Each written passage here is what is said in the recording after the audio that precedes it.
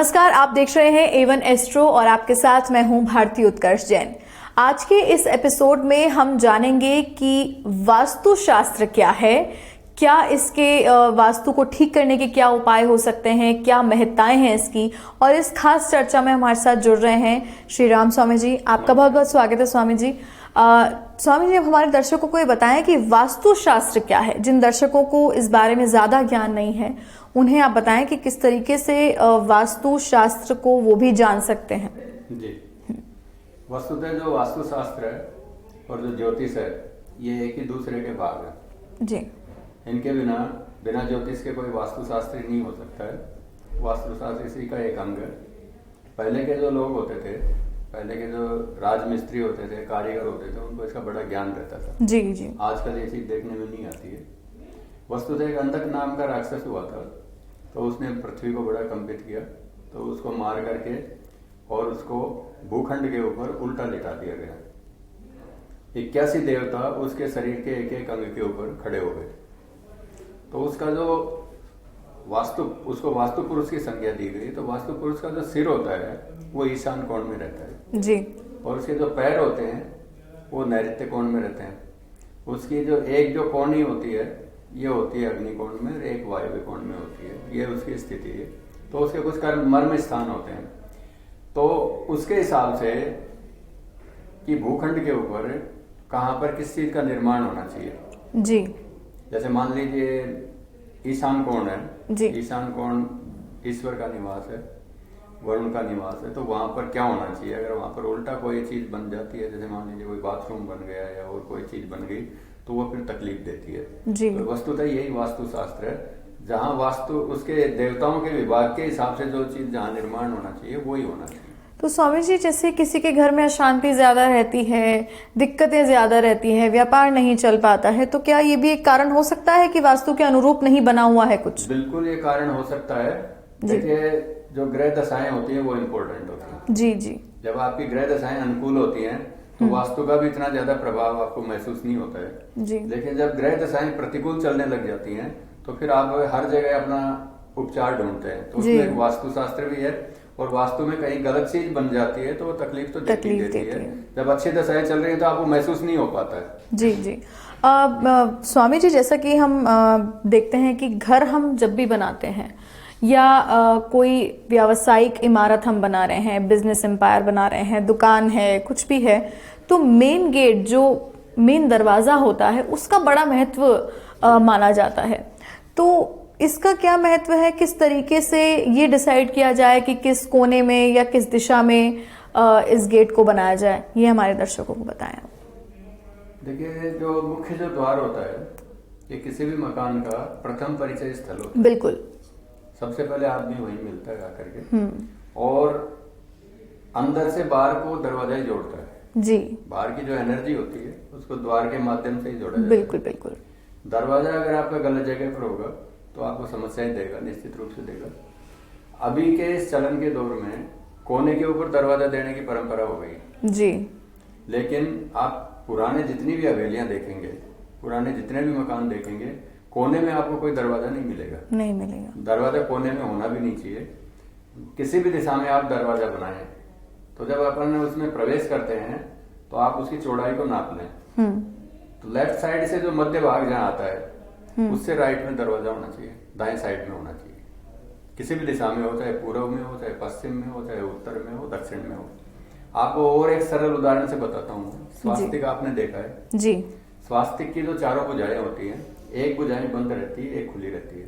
तो जहाँ बंद भुजा होती है उसके पास से दरवाजा होना चाहिए, खुली जगह में होना चाहिए। जहाँ बंद रहता है वहां दरवाजा नहीं होना चाहिए। इसलिए दरवाजे का जो स्थान है, जब अपन भूखंड में प्रवेश करते हैं तो मध्य से दाईं तरफ, और जब बाहर निकलते हैं तो मध्य से लेफ्ट की तरफ। जी। तो दर्शकों, ये थी बहुत ही महत्वपूर्ण जानकारी जो स्वामी जी ने हमारे दर्शकों के साथ साझा की। आप भी वास्तु के अनुरूप ही मुख्य द्वार को बनाएं, क्योंकि कहीं ना कहीं ये आपके लिए फलदायी साबित हो सकता है। स्वामी जी, एक और महत्वपूर्ण सवाल यहाँ पर बनता है कि दरवाजे में या द्वार में क्या क्या दोष हो सकते हैं, और अगर दर्शकों में से किसी को ये पता चल जाए कि दरवाजे में, द्वार में कोई दोष है, तो उसका निवारण क्या हो सकता है? दरवाजे में कई तरह के दोष होते हैं जी। सबसे पहले तो आजकल जो चलन चल गया है, एक पल्ले के दरवाजे का चल गया। सभी जगह आप कहीं भी देखें, घर में देखें, ये मैं आपके अंदर के दरवाजे की बात कर रहा हूँ, मुख्य द्वार की बात नहीं कर रहा हूँ। एक पल्ले का दरवाजा होता है, तो एक पल्ले की बजाय जो दो पल्ले का जो दरवाजा होता है वो महत्वपूर्ण होता है। एक पल्ले का जहाँ दरवाजा रहेगा वहाँ एकाकीपन रहेगा, आपस में संबंधों में थोड़ा सा बिखराव आएगा, ये इसका दुष्प्रभाव रहता है। अब मुख्य द्वार की बात करते हैं। मुख्य द्वार जहाँ होता है तो दरवाजा जो दोनों पिलर्स के ऊपर लगता है। सबसे पहले तो जो दोनों जो स्तंभ हैं, पिलर हैं, वो एक समान होने चाहिए जी।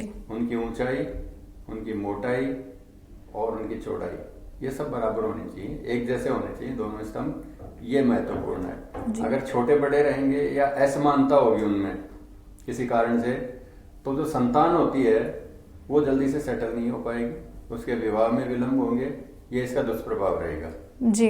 दूसरा, आपका दरवाजा अगर जमीन से रगड़ खाता हुआ चलता है, कई जगह देखा है मैंने कि दरवाजा से नीचे लटक जाता है तो जमीन से रगड़ खाता हुआ चलता है जी। अगर इस तरह का दरवाजा होगा तो घर में पैसा बड़ी मुश्किल से आएगा जी। पैसे आने में बड़ी कठिनाई होगी, पैसा अटक जाएगा, पैसा बड़ी मुश्किल से आएगा। तीसरी स्थिति यह है कि एक प्रमाण से ज्यादा बड़ा दरवाजा,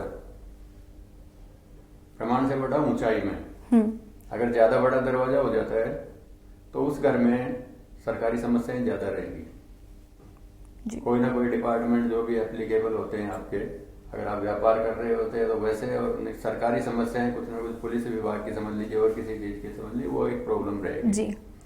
अगर दरवाजा प्रमाण से छोटा हो जाता है, बहुत ज्यादा नीचा हो जाता है, तो उस घर में चोरी की समस्याएं ज्यादा रहेंगी जी।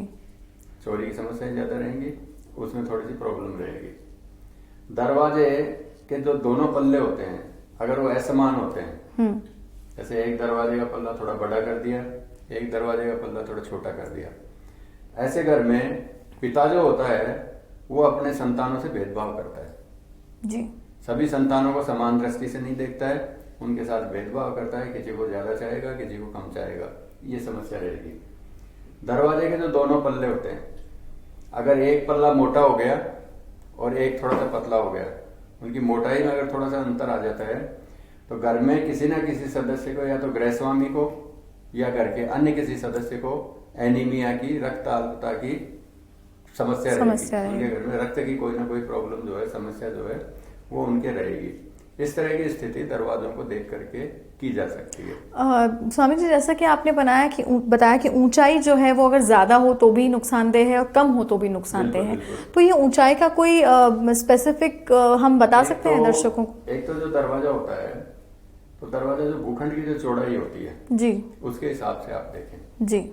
भूखंड की चौड़ाई से उसके 9 भाग कर लें आप, तो 1 भाग का दरवाजा होना चाहिए चौड़ाई उसकी जी। ऊंचाई जैसे आपकी जो भी बाउंड्री वाल है, दीवार जो है बाउंड्री वाल, उससे बहुत ज्यादा ऊंचा नहीं होना चाहिए और उससे नीचा नहीं होना चाहिए, उससे 1-8 फीट ऊंचा हो सकता है और बहुत ज्यादा नीचा भी नहीं होना चाहिए जी।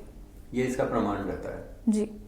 तो दर्शकों, आपने जाना कि किस तरीके से संबंध में एक और महत्वपूर्ण बात आपको बता दूंगा कि घर में आपके कोई नकारात्मक ऊर्जा है या नहीं जी, इसका पता आपको दरवाजे से लग जाता है। अच्छा, दरवाजा जैसे आपका बंद है, शांत वातावरण है, अगर उसमें से खट खट की आवाज आती है कई बार, जैसे किसी ने हल्की सी कट की आवाज आई, इसका मतलब ये मान के चलिएगा कि आपके घर में कोई ना कोई नकारात्मक ऊर्जा ने प्रवेश कर लिया है, नकारात्मक ऊर्जा है आपके।